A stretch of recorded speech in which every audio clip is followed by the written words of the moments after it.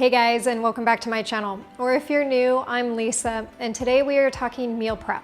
Now, I'm a big fan of meal prep because when it comes to healthy eating, there's one strategy that works time and again, and that's planning ahead.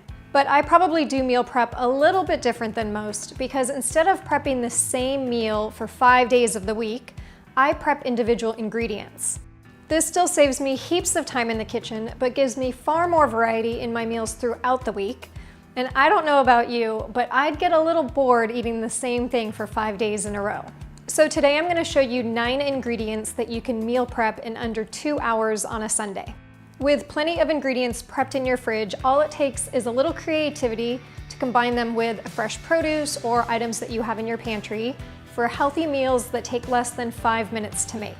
And if you do meal prep this way, you'll have greater nutrient variety, your tummy will be happy, and you'll still save time in the kitchen. And I think that's a winning combination.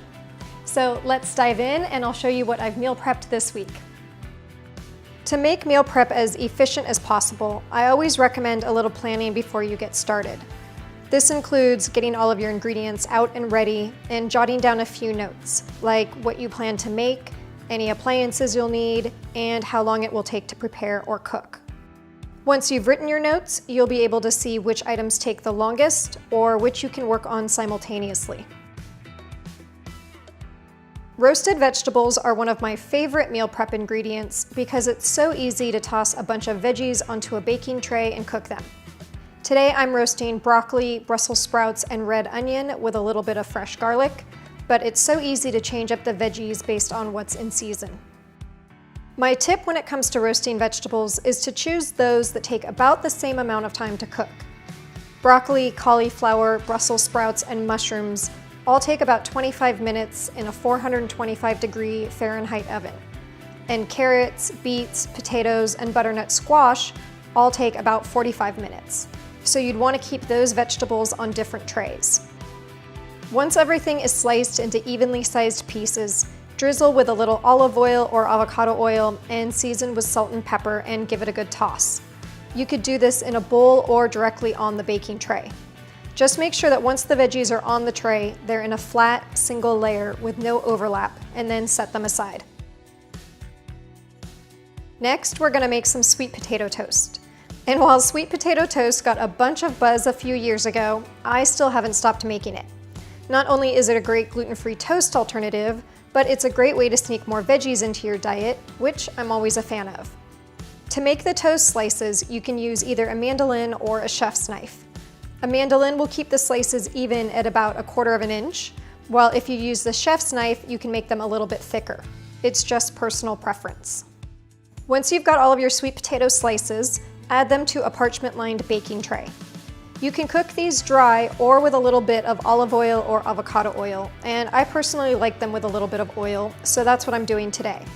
And once you've got both sides coated, just set this tray aside as well. I always have some type of protein every week, and this week I'm making my baked chicken with herbs. I'd say this is one of my go-tos when it comes to an easy chicken recipe, and I make it a few times a month.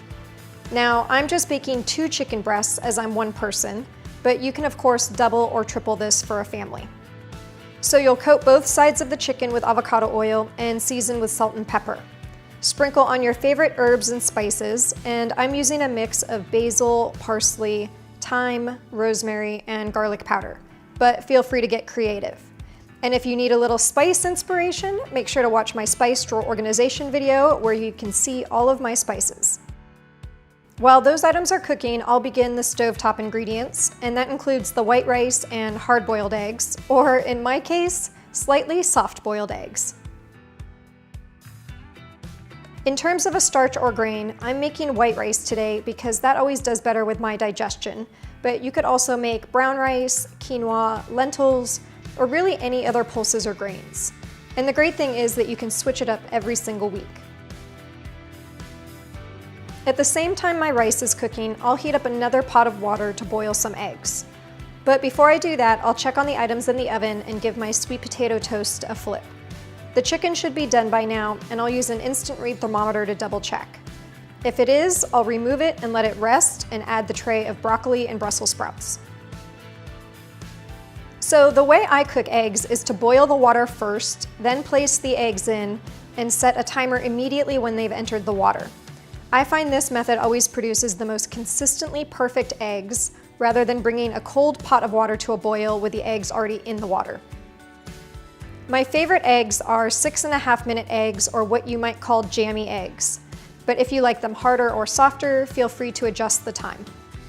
The key with meal prepping eggs, though, is to have a bowl of ice water nearby so that once you remove the eggs from the pot, you can submerge them in the ice water to instantly stop them from cooking.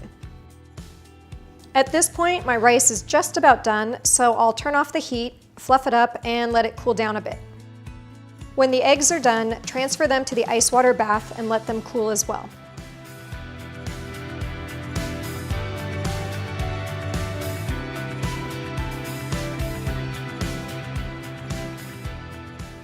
For the chicken, you can leave it whole or cut it up into slices or cubes.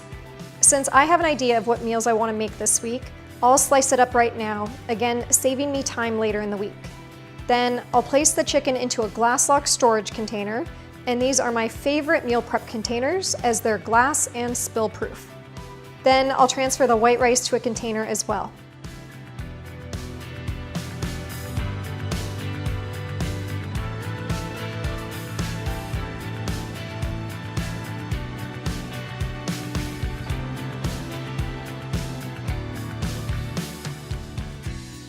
You can peel the eggs now or leave them for later, but I'd recommend peeling them now, so all you have to do is grab one for a quick snack or slice it up into a recipe.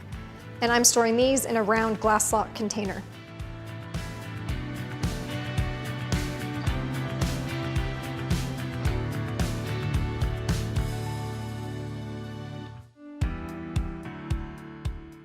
By the time all that's done, our roasted veggies and sweet potato are also done, so transfer those items to storage containers as well. You do want to let the sweet potato fully cool before transferring to the container, as it will have quite a bit of moisture and you don't want it to get too soggy. I add a paper towel to absorb any excess moisture, but the simple fact of the matter is that these toasts will be soft when you reheat them, and I'm okay with that. I should also note that my paper towels are unbleached and don't contain any dyes, inks, or fragrances, which I think is important when using them with food. We've prepped veggies, protein, and a grain, but I think it's also important to meal prep some spreads, snacks, and dressings. So today I'm going to make 2 items in my Vitamix, homemade almond butter and homemade hummus, and I've shown you both of these before.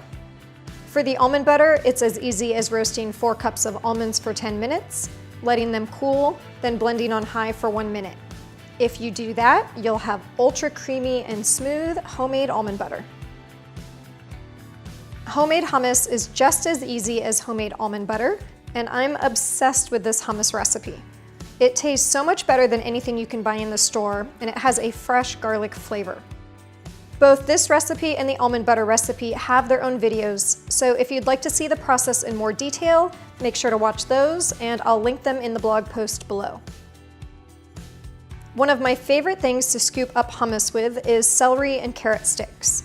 And it's so much more efficient to chop a bunch of celery and carrots in one sitting, rather than to cut and clean them as needed throughout the week.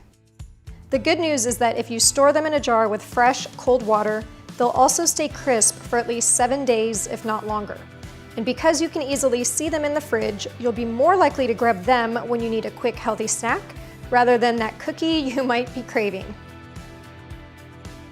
Last on our list is an ingredient you probably know by now is one of my favorites, and that's zucchini noodles. Zucchini noodles are so versatile and can be used as a main dish with a bolognese sauce, or as a salad with a light cucumber sauce. They'll also stay fresh for up to 5 days in a sealed container. And because they are 95% water, I line the bottom of this glass lock container with a paper towel just to absorb any extra moisture. All right, so now that you have these 9 ingredients prepped, let me give you a few ideas of what you can make in less than 5 minutes by combining them with items you likely already have in your fridge or pantry. For breakfast or a snack, peel 1 banana and cut it in half. Then slather on some of your homemade almond butter and top that with any type of dried fruit, nuts, or seeds. Today I'm adding cranberries, slivered almonds, and a sprinkle of chia seeds for a snack that totally hits the spot.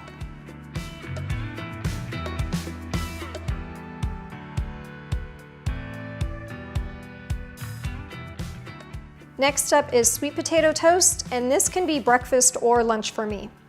Just pop the sweet potato slices in your toaster to warm them up, and while that's happening, you can slice an avocado and a radish, and grab some baby spinach and microgreens from your fridge. Then just layer it up and top it with a soft-boiled egg.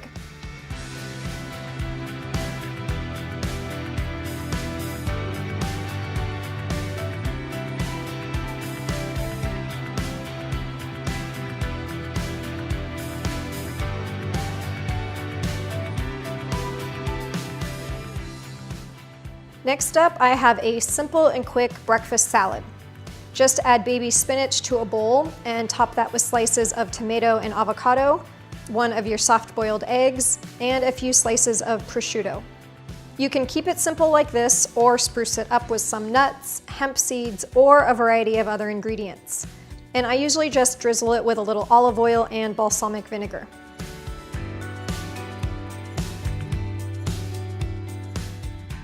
When the food munchies strike throughout the day, your jar of fresh carrots and celery will be staring back at you, so grab those and enjoy your healthy hummus snack.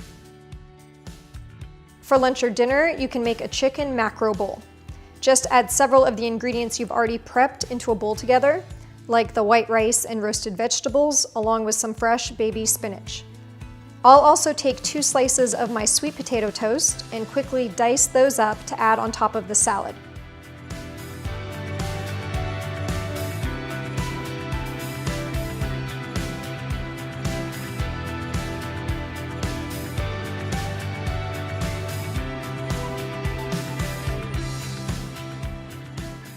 Because the chicken is already sliced, you can easily add as much as you'd like, then finish the bowl off with a big dollop of homemade hummus.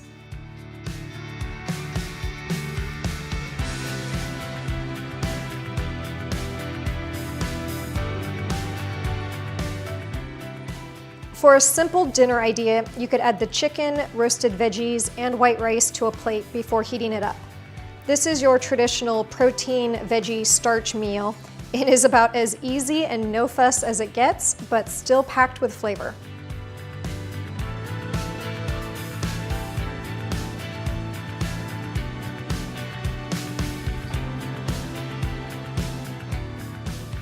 For another dinner idea that takes less than 5 minutes, heat up a little olive oil in a pan with minced garlic.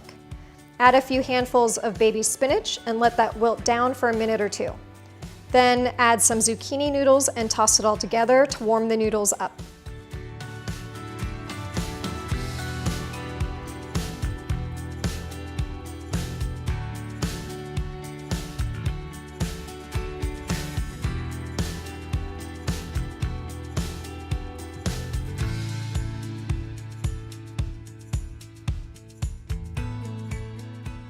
You can keep it vegetarian like this, or if you'd like more protein, just dice up some of your chicken and add it to the sauté pan.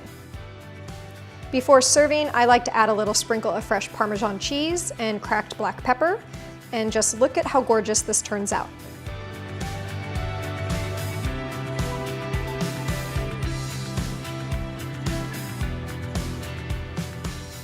So that's my step-by-step meal prep process and what I usually do on Sundays.